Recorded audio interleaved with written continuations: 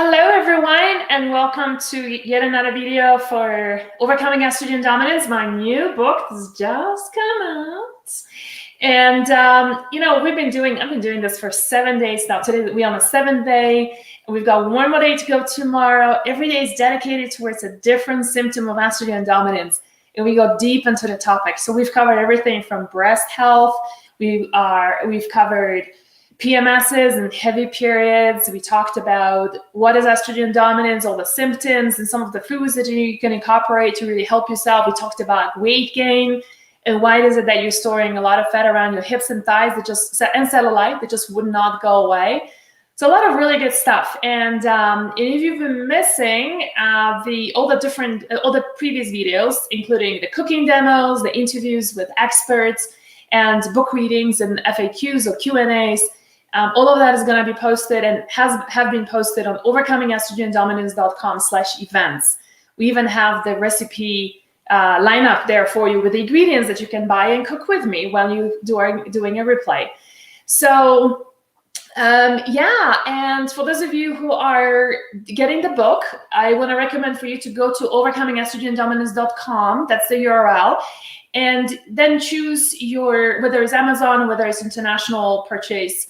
And what we're gonna do, you know what? I just realized, I'm so sorry. This is like a consistent thing with me. I get so excited about my broadcast that I forget to put my microphone on. It makes a very big difference. Okay, there we go. And so one of the things that we are doing with the book is that we got a special gift card. So go and get it on Amazon, come back to overcomingestроgendominance.com, enter your receipt number, and we will send you a gift coupon. I think you're gonna really appreciate that, and you'll find some good ways of using that coupon towards your own health journey.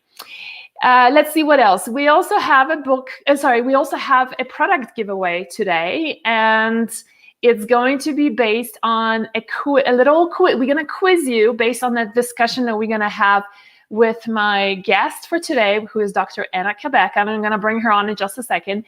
And the way this is going to work is that we're going to be talking about menopause and hot flashes and herbs that can really support menopause, and then we're going to quiz you. And so whoever gets the answer right, we're going to pick one person who's going to get something very special from her, and we'll tell you in a second what that's going to be. Okay, so why don't I just bring her on, my very dear colleague. Hello there. Hello. Good to see you, my dear friend. How are you? Hello, everyone. I am holding on. I'm holding on. It's been pretty intense, a period for the book launch. But you know what? My whole team is really having so much fun doing all of this. So it feels like it's work, but it's also a lot of fun. And we've been having some amazing engagement from our community, and a lot of questions, a lot of new faces that we have never seen before. So, and so today, you guys, so you know how I said we were doing this for 7 days. So today, the whole day is dedicated towards hot flashes. In the morning, I was showing you how to make a menopause latte.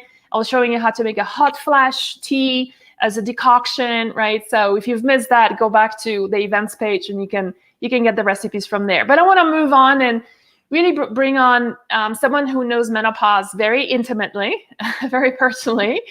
Dr. Anna Cabeca is an OBGYN, and she's got a long list of different credentials. But, I really just want to say that I don't know a better person to talk about menopause than you, and making it sexy and attainable and very human, and very unassuming, and it's fun, and you're always very fun and very feminine and very sexy the way you deliver your message. So it's always so fun to have you on these videos. So thank you for being with us today. I know you're on vacation, and in spite of that, you still showed up here today. So I really, really appreciate it so much. Oh, my pleasure. It's such an important issue, and who would I rather be on vacation with? I even wore the dress that we got when we were in Italy together. I'm like, okay, I got to bring this. We got to bring this because we're chatting with Magdalena, and this is the time, it's so special. And I brought all my ruffles today because I knew you're going to be wearing something fun and sexy. So I wanted to match you. You look beautiful. So let's talk a little bit about menopause. I think I would love to start off with just your own story of menopause, like why, because I know it did hit you hard. And I think a number of times, if I remember correctly from your story, you had a resurgence of it. So something they don't teach you in medical school, that's for sure. So why don't you just take us on like the little bit of your story and really tie it up for us? Like what was that? Why menopause is such a big topic for you? Yeah, well, I mean, really, when I was 39 years old, I was diagnosed with early menopause, infertility, and, so technically premature ovarian failure. And what it was just, complete adrenal ovarian shutdown of the entire HPA axis. And so in infertility, at that point, I really wanted to have another baby. And can I just ask you, why do you think you got to that point at such early age of 39? Yeah, trauma, stress, PTSD, chronic unrelenting stress. And in that stage, we know we're not reproductive. We don't have reproductive capacity when we're so stressed. We use up our reproductive hormones, estrogen, progesterone, testosterone, to make our life-saving hormone cortisol. But this is not well defined in the medical literature, and it's not something I was taught as a hormone specialist, even at Emory University at OBGYN. I understood the hormone cascade, but didn't understand what that translated to in times of severe extreme stress. And Magdalena, you know my story. For our audience, we lost our son in a tragic accident, all of a sudden, on top of grief and trauma and to experience that, and then to experience the diagnosis of being told, Anna, you will not have another child. We failed the highest doses of reproductive, infertility meds, injectable meds. I took the highest doses. I mean, I helped so many patients get pregnant and use fertility meds. And then for it to fail with me after this was just a conundrum, was grief upon grief and just devastating. And so when I was told the only option is egg donation, that just, put me into another level of grief and trauma. And for anyone who's tried to have a baby, that every missed period or every, period and false pregnancy test or, negative pregnancy test is like loss all over again.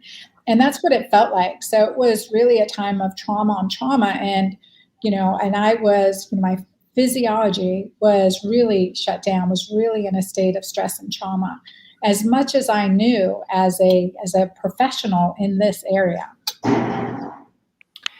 So that's 39. And then what happened after that? And so that took me on my healing journey around the world. And that's where I discovered many healing foods, as well as, was this journey to understand my own spiritual trauma, grief, and physical trauma.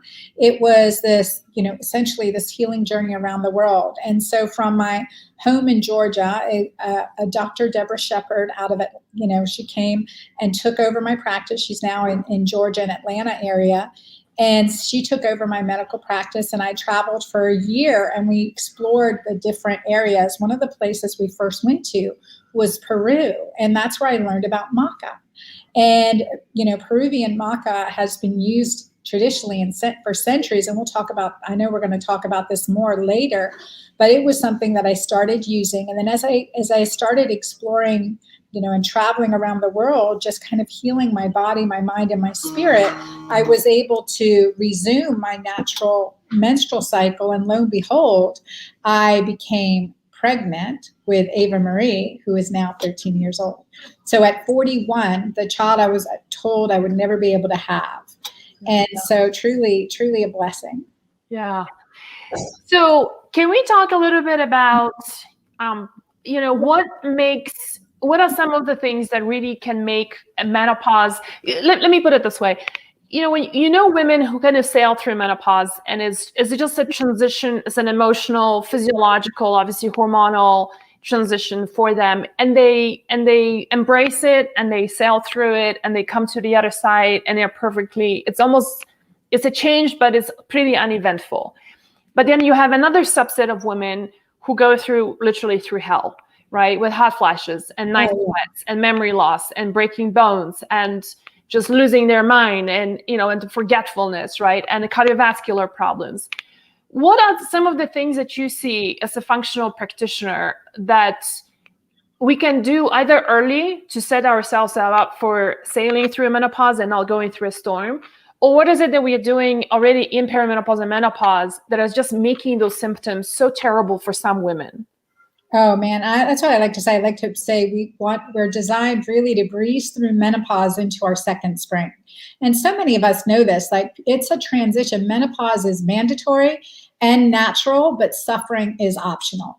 And just like puberty is mandatory and natural, suffering is optional. It is not a disease process that needs a birth control pill to shut it down. And the same with menopause. So many patients are still being recommended, so many women are still being recommended to shut down their own ovarian function to transition into menopause. And I really do think as we have more of us in this experiment, we're going to see the damage that is actually causing to our HPA axis even more, to our own natural menopause and aging even more. So this is really critical. There are, around the world, there are beautiful cultures that do breeze through menopause into their second spring. And I think that's, there are traditions in place to really honor that journey, honor that transition. I want to bring that to America because we are number one in the world for suffering with menopausal symptoms. By the time we reach 50, the average woman is on 3 prescription medications. 3, and including antidepressants, that's really significant. And so if we can address the underlying hormonal imbalances, which we can, then we can transition very safely. And I see it, and you do, Magdalena, too, with your work. We see this transition into hormone balance in as little as 2 weeks. Yeah. We really can see that shift so quickly. And it's a really important thing to understand and empower women to take control over their own body again, right? Suffering is optional. Suffering is optional. And we address those changes. Again, at 39, and then again at 48, a second menopause, I was able to reverse that as well through the lifestyle. I call it the keto green lifestyle. This way to, eat and live and fast and think, right? And empower our body physiologically. So when you say lifestyle, that's a very broad topic. And so give us like maybe 3 things that in your world, in your practice, because I know you're like really focused on women with menopause. That's your community. Give us like 3 things that you think are like the biggest needle movers to make suffering optional in menopause. Yeah, definitely. Number 1 is sugar. We cannot metabolize sugar, or carbohydrates as well as we could in our 20s or 30s. Why is that? It's really part of like the insulin resistance, growing insulin resistance, and the fact of our shifting hormones. And this is especially true when it comes to our brain health. And this is where my own experience led me into the research to uncover the research as well as the practices that would help with this, because gluconeogenesis in the brain is estrogen dependent. In other words, for our brain to use glucose, which it wants to use, and it soaks it up, right? It is on fire for sugar, right? So for our brain to use glucose for fuel, it's an estrogen dependent, I would say even more progesterone dependent process. And as our hormones are shifting, declining, then our brain's basically starving, and we get that brain fog, the mental fatigue, the irritability, the mood swings, all these neurologic symptoms, in addition to the endocrine symptoms of the irregular bleeding, the breakthrough bleeding, the spotting in between your cycle, the heavier than normal periods, the worsening cramping. So there's this combination of neurologic with endocrine, which just it just blew my mind, because we don't do a good job of putting that together in OBGYN, as gynecologists. We don't really put all that together. But as I went through it myself, and started to implement these changes with these practices that I found gave me success, gave me clarity, helped me drop weight. As I did that, then I started helping patients with that, and it just was game changing for them too. So things like, using progesterone, things like getting keto green and intermittent fasting. Those just in those three lifestyle hacks, I mean, those three things that we can do make a huge difference. Those are implementations. Lifestyle is that fasting, intermittent fasting between dinner and breakfast, focusing on getting a good night's sleep, how important that is, and our mindset of positivity, increasing oxytocin, because as we increase oxytocin, we decrease cortisol demands and cortisol production, which also increases progesterone as we decrease that. So like we're creating this hormonal shift by lifestyle factors. And it just is beautiful to see that. And I say, I spent hundreds of thousands of dollars on my education and prime years of my life to learn this. When you talk about intermittent fasting, what is the duration that you recommend between dinner and breakfast? So research had shown, like there was a great study published in the Journal of the American Medical Association that looked at women with breast cancer. And then they looked at their fasting intervals between dinner and breakfast. And what they showed is that women with 13 or more hours between dinner and breakfast had a significantly decreased risk of recurrent breast cancer. So I used 13 as my benchmark. And unfortunately, they didn't look at 13, 14, 15, 16, 17, 18. So I typically say start with 13 and shift. Do 16, work 16, like my Keto Green 16 plan, 16 hours between dinner and breakfast. And then sometimes try OMAD, which is 1 meal a day fasting, and play with it, see what works. So Sundays are typically a 1 meal a day for me with fasting. And then, sometimes I'm fasting for more and sometimes I'm fasting for less. Here in Cabo, where I woke up this morning, like I think we had dinner at 6 early because it's 2 hours behind our typical time zone. And so I was thinking, okay, at 8 o'clock, we're ready to go down and get some food and everything. And I was like, okay, have I hit my 13, 14, and I was like, okay, that's good. So even naturally now, it's easy to keep that 13, 14 hour interval. But typically it works well for me, 16 hours at best. And that's where I want people to play with it. Yeah, I have found that the easiest way for me to do intermittent fasting is to have really early dinner, like as early as 5 o'clock. And then when I wake up in the morning, having breakfast at 9, 10 o'clock is no big deal. And then you're getting actually way more than even 13 hours. And my sweet spot is 16 hours, but like as you said, you're gonna experiment and see what works for you.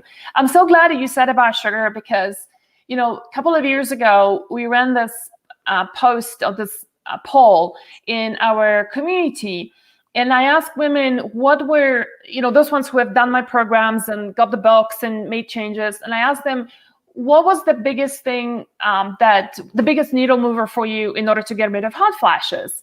And so we had some comments, and some of them included things like progesterone and magnesium and getting off gluten or getting off coffee, right? But the one that was like the most prevalent one was, at the end of the day, was about reducing sugar intake and regulating blood sugar balance. And that was the biggest, and that could have been, everybody, like people saying like, I reduce sugar, some people cut out sugar, some people stopped adding sugar to their coffee. And even, by the way, coffee, I really don't like women doing intermittent fasting with coffee, because coffee jacks up your blood sugar levels and, and cortisol as well, and it's just inflammatory and it acidifies your body. It's just a really bad idea all around to do coffee when you do any intermittent fasting. But so I'm so glad you said sugar, because it's, for example, there is a conversation, as we were talking, there's a conversation between ladies saying, what is the supplements for hot flashes, right? And so the first thing that we think about is, what's the one pill that I can do for hot flashes? And then there was responses about black cohosh, right? And I love that. I mean, I think black cohosh is wonderful. This morning I was showing you how to use also fenugreek as well as cinnamon, which in India has been well documented to reverse diabetes type 2. It's pretty phenomenal. However, if your breakfast is full of sugar, if you're putting 5 teaspoons of sugar, or if you're having your Frappuccino from Starbucks with 68 grams of sugar, 17 teaspoons of sugar, I don't know how much Dong Quai or black cohosh you need to add to your life in order to balance. It just isn't going to happen. So I'm so glad you say about sugar, and I know you are very particular about that too. I know you have you do measure your blood sugar levels and you're careful about that. And some people have higher predisposition, right, towards blood sugar dysregulation than others. And so being conscious of that is just so paramount. Yes, absolutely. And I would just emphasize that, like, continuous glucose monitoring, to emphasize a point of what you said. We talk about black coffee doesn't break a fast, but for me, by testing my urine pH and ketones on a regular basis, I was bumping myself out of ketosis just by having black coffee in them. I'm like, what is going on? And then I wore that continuous blood sugar monitor, continuous glucose monitor, for basically a year as I was writing my last book, Keto Green 16. And I saw that in the morning after my black coffee, espresso, no sugar, no cream, no fats, no anything, that my blood glucose was going up easy 15 to 20 points. And then add some stress on top of that to already fried, tender adrenals, man, and it could really go up. And in fact, I did a talk. I was doing a talk wearing my glucose monitor, and I was fasting, and I get so nervous before public speaking. And you do? I didn't know that. And you're so good. Gosh, I do. I know. It's been something that I really worked on. And so what happened was my blood sugar went up 40 to 50 points, and I was fasting. That is the power of stress. So everyone listening, when you are stressed, that is affecting your body. That puts you into a breakdown mode. And that is really coming down to that cortisol stress response. And that's why I say you've got to check your urine pH. Cortisol is acidifying. Check your urine pH, and you will start to get clues what environments, what situations you're in that really cause stress, and then how to counteract that. If you know that, laughter and just deep breathing. Orgasm, get a dog, hug your lover, your husband, and all of that good stuff, right? I know. Play, absolutely play. Get a massage. Yes.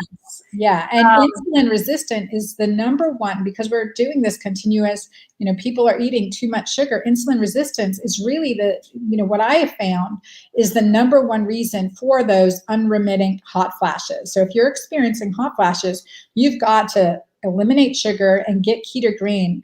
And in fact, the lay literature, I read an article that was published in one of the very popular magazines, and it was like, maybe it was, anyway, I can't remember exactly which, news article or magazine it was in, but it said eating for menopause. And I was so excited.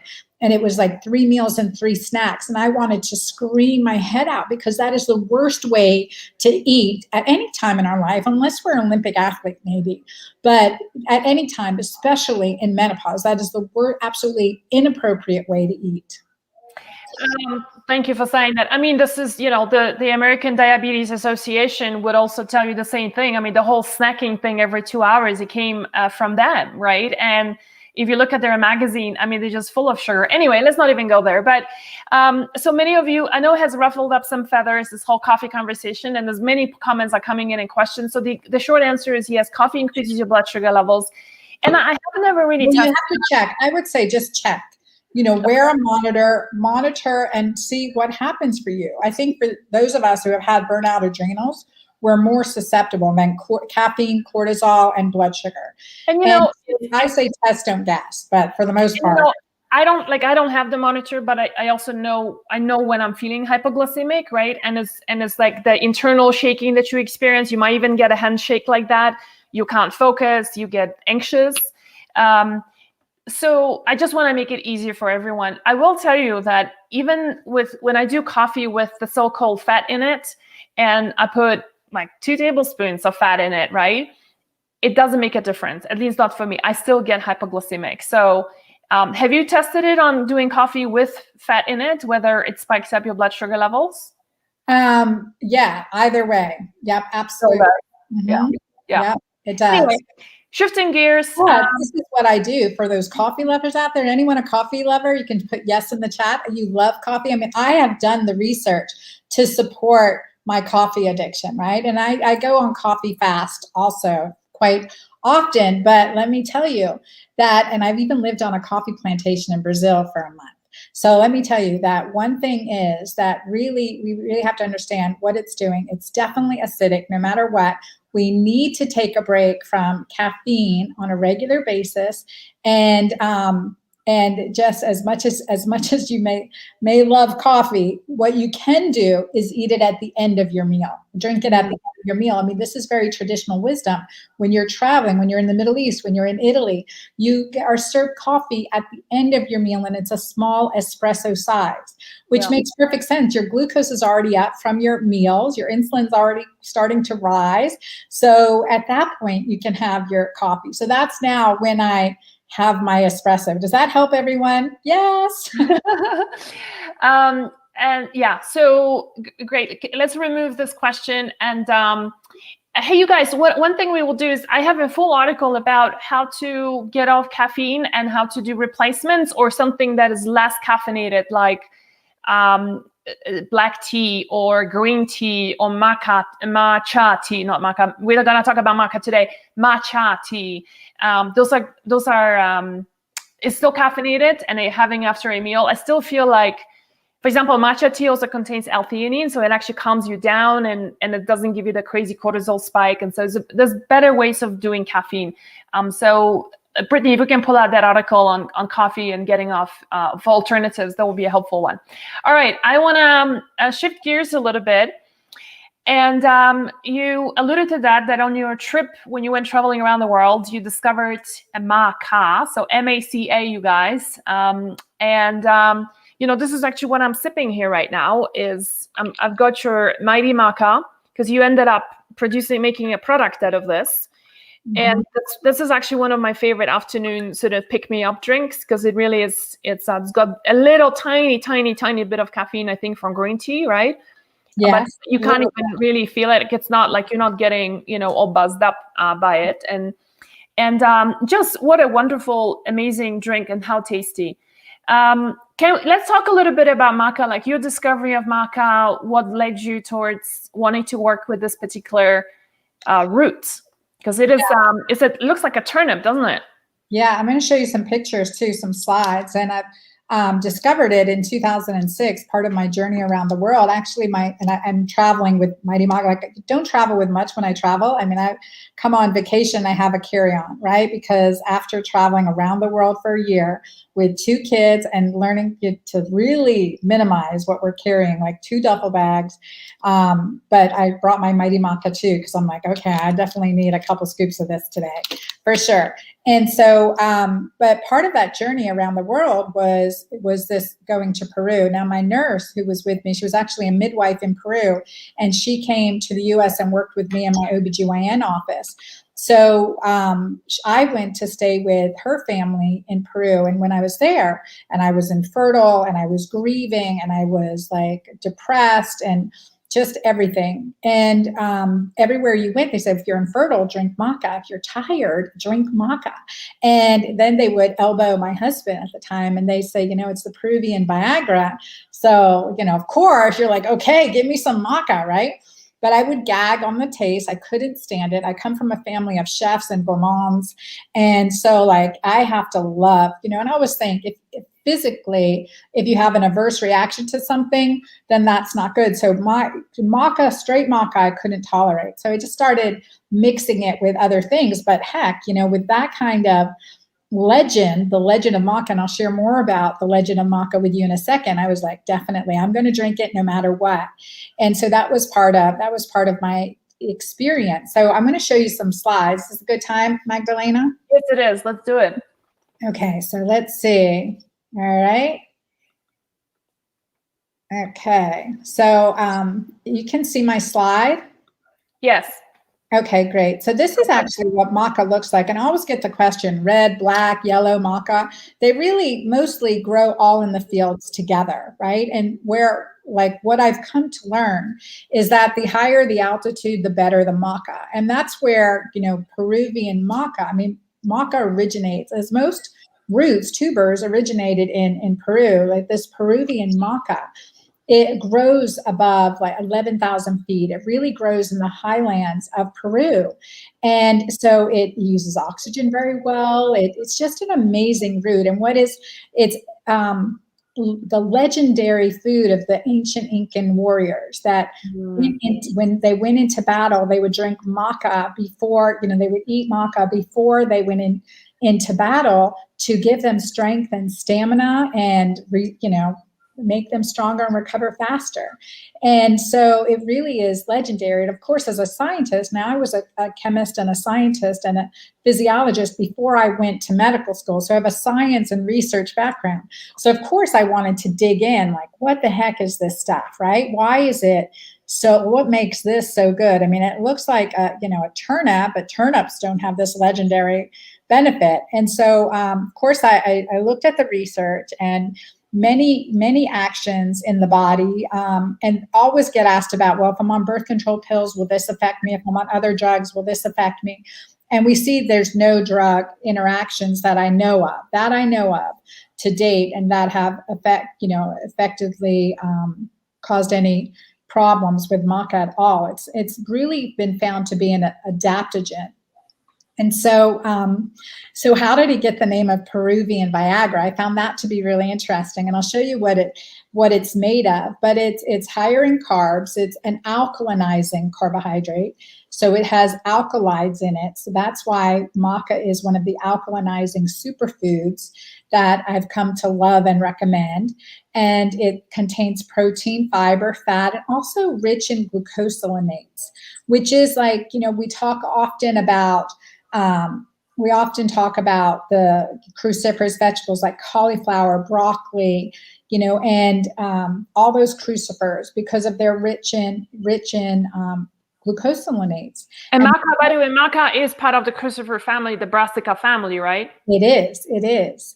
And it helps with estrogen detoxification, healthy estrogen detoxification. Like, we have estrogen, whether our body's making it, but where it goes to be eliminated and metabolized makes a difference. So there's a healthy way and there's an unhealthy way.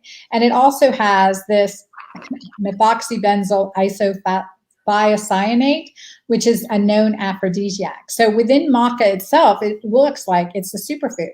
And we know it's adaptogenic, like resveratrol and turmeric are adaptogens, right? And quercetin are adaptogens. Maca is adaptogen. Now, those three I mentioned, I combined into my Mighty Maca Plus formula. This formula, because of the additional scientific benefits, but I also combine other things to make it taste really good and increase its benefit as I continued my journey around the world. So, traditionally in Peru, it's been used as herbal medicine for so many things to help the immune system. Now, this is really important. Like, with the, pandemic and stuff we talk about, maca has been used for altitude sickness also. And I found that to be incredibly interesting. And it's been our go-to recommendation also during this time. So it's an immunostimulant, helps your body's immune system. It's been used to help with anemia, tuberculosis, menstrual disorders, menopause symptoms, stomach cancer. There's so much research on maca. And then there's the Peruvian Viagra part of it, improved male erection and sperm production and motility. How interesting. And this, great study in Menopause and published in Menopause magazine in 2008 looked at maca to reduce psychological symptoms, including anxiety and depression, and was shown to lower measures of sexual dysfunction in postmenopausal women independent of estrogen and androgen activity. So that was a beautiful, and it was a 6-week and 12-week study. It was consistent. So I found that to be beautiful. Now, my Mighty Maca Plus, I remember I couldn't tolerate just maca, so I combined other superfoods to it, plus some of the extracts that I traveled around the world and began to use and explore. And I couldn't, so that's been part of my journey. So over 30 superfoods that help in so many ways is the difference in Mighty Maca Plus. Again, in my practice, I used Mighty Maca Plus since 2009 as I created it. And I never used straight maca. So But what I saw with Mighty Maca Plus, this formula is reducing hot flashes. My breast cancer patients did amazing on it, and it's gluten-free. And so my celiac patients did great on it. Adrenal fatigue patients or adrenal hypofunction or dysfunction patients did really well on it. And we saw improvements in DHEA, improvements in progesterone, improvements in alkalinity, just a decrease in symptom scores. So this combination makes a difference. Maca itself is high in histidine, which also helps with orgasm, very important as an essential, amino acid. And it is highly concentrated in maca. So it's, again, histidine is great for ejaculation, orgasm. This helps men, this helps women. It's really important. That's why antihistamines decrease orgasm. So we got to counteract that. Maca is also very rich in arginine. Arginine increases nitric oxide synthetase, which also increases blood flow, which is exactly how Viagra works. Yeah, that's so amazing. Yeah, I just love your, and I mean, this is what the full tub looks like. The one that Dr. Anna is holding, those are the sample kits, travel kits, and so try that first, and if you like it, then get the whole tub. You'll like it. It tastes really good. It tastes really good. That's what I was just gonna say. So when you said just now that you couldn't tolerate it, was it because you just couldn't stand the taste of it, or? I couldn't stand the taste of it. The taste of it. Okay. Really, it was just the taste, so I started mixing it in other things. Yeah, I personally don't mind maca itself. To me, it tastes like kind of nice butterscotch kind of thing. But the way you formulate it is just so good. And also has got things like carrots and a bit of spinach and parsley. And you've got broccoli here as well, and acerola, so a lot of vitamin C as well, kelp for a little bit of iodine, pomegranate extract. Hey, you guys, so we were talking about pomegranates the other day. On the first day, I was talking about the power of pomegranates. So good for breast health. That's a powerful reason. And it's tasty. Yeah, I mean, pomegranates in Iran, and there's actually, the country has got the biggest number of research behind pomegranates is Iran. And it's just incredible for cardiovascular health for women with menopause and anti-carcinogenic and all that, really quite amazing. It tastes really, really good. So, and like I said, it's a really wonderful afternoon pick-me-up without like getting you caffeinated and all jacked up. So, So we have to mix this with water. I mean, this is designed to taste, but you can put it in your smoothies. You can mix it with water. You can mix it with hot water and make a hot tea. And, and again, like I have my 2-year-old. You can put it in a smoothie as well, right? Absolutely. Yeah. So we have a ton of questions coming in. So why don't we dive into those and use up the time for that. Dacre is asking, how often would you use Mighty Maca? So I typically do 2 scoops every day, and it depends. Like if I'm stressed, I'm on a book deadline, it might go up to 3-4 scoops a day. We have one guy, I saw a question about high blood pressure. One of our gentlemen who have been in one of our studies used up 4 to 6 scoops a day, and it was the only thing that ever helped him with his blood pressure. So we've seen some great, again, the combination of ingredients working on multiple pathways, as I showed you in that image of a person. It works from multiple dimensions to help with this. So it usually start out, but if someone's sensitive, typically, because it is detoxifying, you see the list of ingredients are detoxifiers as well, right? We've got some milk thistle in there. We've got some really good stuff to help with that. So we're going to detox, and plus vitamin C, of course, but you're going to detox. And so if you're very toxic, we recommend just starting at a half a scoop, or you haven't done any detox, or this is new to your way, just start at a half a scoop to 1 scoop a day and then build up. And that sometimes happens. We'll see that very, very rarely, but sometimes. That's a good question. When is maca not recommended? If you have an allergy, I would say if you have a hypersensitivity or an allergy to maca, then that would be not recommended. So again, in the using it and research on maca, it's been in all age groups. Again, I've used it in severe celiac patients, cancer patients, the elderly and the young. So, I mean, it is like that one superfood. So I would just, again, really, look at that. It's like, when are potatoes not recommended? When are, when are greens not recommended? So, I mean, I would really look at what the issues are, but it is really one of those superfoods. So. Melissa is saying I loved just order her Mighty Maca also. There are some comments coming in, which is common, that a couple of questions. One is, there are women who take maca and they feel like it makes no difference. Or there's also people who take maca and get like GI problems. Can you comment a little bit on that? So because I use Mighty Maca Plus, because I've used this clinically, this is, I've seen improvement. So because it's a combination of superfoods, again, I never use straight maca, nor have I recommended straight maca, because it's not something that I tolerated well myself. Okay. And so, for multiple reasons, but predominantly, if you have an aversion to something, who knows why that's so straight flavor. And, it's like with every food or herb, right? I mean, there are people who can't do broccoli. There are people who can't do cauliflower because they just get bloated and they look like they're 4 months pregnant, right? So then you just don't do it. And so, I think maca generally, is just as a root, is something to be reckoned with. I mean, it is a powerful herbal medicine, and it's a medicinal food. And some people just can't tolerate it. So honor that and see this as one of the tools in a toolbox. And there's so many other things, I mean, the whole cookbook, you guys, is based on 20 different superfoods that have a direct impact on estrogen dominance. And that's all in the recipes in here. So if you can't tolerate maca, don't despair. There's a lot of other things you can use to help yourself. Magdalena, I just have to interrupt for a second, because that book, this Overcoming Estrogen Dominance, it really is so beautiful. It's so beautiful, so well done. Did you get a copy of it before you left?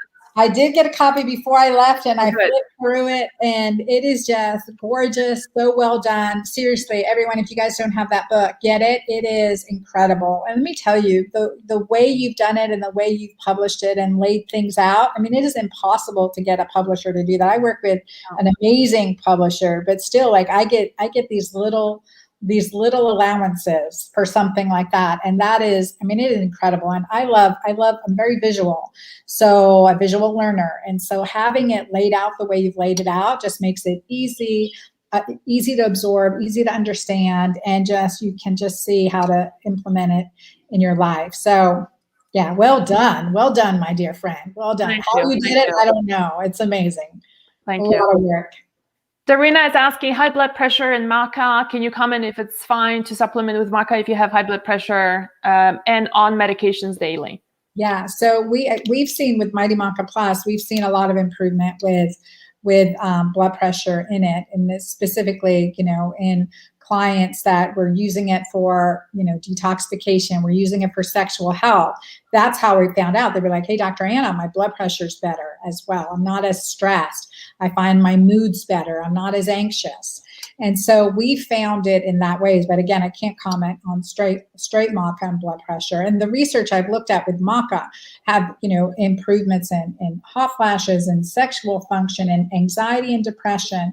And we've seen in my own clinical work, improvements in DHEA, which is a measure of adrenal function, as well as progesterone and for fertility in my pregnant patients. And this is where, from being infertile, drinking maca, along with some other foods and lifestyle changes, but specifically drinking maca, that really, maybe it was an increase in progesterone, maybe it was an improvement in DHEA, maybe it was the alkalinizing factors, but I definitely contribute that to helping reverse that early menopause that I had at 39 to become pregnant at 41. And I can tell you, we have a ongoing list of Mighty Maca babies. In fact, I have, I just have beautiful stories. I had a woman who, out of New York, 45-year-old producer, she failed 6 attempts at IVF, in vitro fertilization. Her last 3 embryos, before that, between her 6th and 7th and final attempt, put her on Mighty Maca Plus, alkalinizers, alkalinizing keto green diet plan, and she was doing acupuncture. her last 3 embryos, 2 took, and she has twin boys that are now maybe 4 years old. Wow. Yeah, Okay. beautiful stories, beautiful stories. So Wow. good stuff. Alexandra, it's not high in histamine, it's high in histidine, which is different. Histamine is like an allergic, you're having a histaminic reaction. We've not seen with Mighty Maca Plus to it cause histaminic reactions at all. In fact, the opposite with flare-ups. So histidine is quite different. So good question. Is Maca contraindicated with someone who is on synthetic hormones? No, not at all. Mm-mm. Do you think that person, I mean, I'm kind of surprised. So when the person's saying synthetic hormones, I hope you're saying bioidentical hormones. Well, yeah, like if maybe that's prescription hormones versus synthetic. So we only want to be on bioidentical hormones, and that's bioidentical estrogens, bioidentical progesterone. Just like insulin is bioidentical, thyroid hormones are bioidentical, our reproductive hormones need to be bioidentical. The reason they're not is because we can get patents on pharma of, delivery systems and novel products like progestins. So far, none are superior. No progestin, no synthetic progesterone is superior to bioidentical progesterone. So without a doubt, if you're on a progestin, get off it, get on bioidentical progesterone, hands down. So does Maca affect fibroids? I haven't seen any effect of Maca on fibroids per se. And again, when I work clinically with patients with fibroids, either preoperatively, the things that I would do is get them off of sugar, get them on, progesterone, typically a cyclic progesterone, support their body detoxification. Certainly Mighty Maca Plus would be one of those recommendations, as well as omega-3 fish oils. And also with, fibroids, we think about fibroids, right? Fibroid tumors that are, I'd say, according to our gynecologic data and autopsy data, like 80% of us have a fibroid in our uterus by the time we die. Most of 99% of them are asymptomatic, right? So how do we create these asymptomatic fibroids? And so it is really through nutrition, through hormonal balance, and then sometimes we have to remove those fibroids and remove the uterus with it on occasion. There is a whole chapter here, chapter 9, Lily, on fibroids. And, it's good to remember fibroids do grow because of estrogen dominance predominantly. So if you tackle that part, it's going to help a lot. The reason why I have different herbs here on the cover is because these herbs, like in this case here is yarrow, then we have curcumin and flaxseed. And the reason why we have, so yarrow was there to basically be as an astringent, so it reduces the blood flow to the fibroids. Turmeric reduces inflammation, and flaxseed helps you to detoxify you from estrogen. So it's a pretty nice combination. And by the way, Lily, I did a whole day on fibroids. So go to overcomingestrogendominance.com/events, and those videos are uploaded there. And there's a whole day of different, 3 videos that I did on how to mitigate fibroids. Is it good? Oh, that's a good question. Is it a good drink for intermittent fasting? So this is something that I played with my fasting throughout. Now, our goal is, what's our goal with fasting? So what breaks a fast? And that's always a question. Anything can break a fast, right? So if you're dry fasting, water breaks a dry fast. If you're, just water fasting, then, tea, coffee can technically break our fast. But what's going to interfere with the results of our fast? The results of our fast are to get blood sugar really low, to detox our body. So I use Mighty Maca Plus first thing in the morning, typically on most days is when I take it, because I want to help my body detox right away. I want to flush out toxins, and I feel better doing this in the morning, and getting that detoxification pathways going and supercharged, and it helps me continue a longer fast. So I've used it in this way and had really good results. And I also monitor my blood sugar. It doesn't go up with Mighty Maca Plus. So that's another thing to look at. And so, what's the effect of what you're doing? How is that affecting the end results of why you're fasting? I think that's really important to understand. Let's just pause the questions for a second. I wanted to ask you one question about Maca, because it's a bit like not all things are made the same, right? Just one maca and another maca can be completely two different sources, and they can really make a very big difference. So can you tell a little bit about sourcing of maca, the importance of that coming from Peru? Because there has been a big influx and flooding of the market with cheap maca from China, which doesn't grow on high altitude. It's farmed and not harvested in more, let's say, I don't know, wholesome ways, I would want to say, in a high altitude. So not high altitude maca. Can you talk a little bit about that and like what's going on with, and where are you getting your maca from? Yeah, I'm getting it from the same source I have for over a decade now, a sustainable source in Peru, in the high altitudes of Peru, and it's organic kosher maca. That's the source, the same source I've been using for over a decade with all our good results. And so I am, definitely have seen where maca, especially years ago, was really, really raped of a lot of its natural maca source. Peru was, and people taking it and growing it in other places and different sources. It's not the same. And so I have found that, I've only used the same source that I used when I was there, and to keep that level of quality control. From what I understand from the research, is definitely Chinese maca is not Peruvian maca. It is very different. So you can be told you're getting this maca, this whatever, but you need to trust your source and trust where it's coming from. Just like growing blueberries or growing anything in different soil is not going to, we know about growing wine in different soil matters, right? Yeah. So if you guys don't know, Magdalena is a wine connoisseur. I was just having a conversation with, well, not just, but probably close to a year ago, I was having a conversation with my formulator and manufacturer of our supplements. And I have no intention of going into maca. I think like that's your territory. But we were just talking about it. And he was telling me that for cost purposes, they switched to Chinese maca. And then, when they have range of clients, those ones who really produce high-end supplements like the way you and I do. And then you have those ones that want to be able to sell supplements for $5 on Amazon, right? Okay, well, we sell the same thing for $30 or whatever it might be. And they said that they ended up just completely, as a manufacturer, because the manufacturer I work with is very high quality, so they don't like to work with people who put out cheap products in the market. And they completely stopped buying maca from China because basically the results were so poor that patients were having. And the product just had such a bad efficacy that they completely stopped that product, which I thought was really interesting. And I'm not sure how much research there is on Chinese versus Peruvian, but it's, it was interesting to see anecdotally from just use of in the market, how people were not responding to it the same way. Yeah, which makes sense, which makes absolute sense. It's really interesting.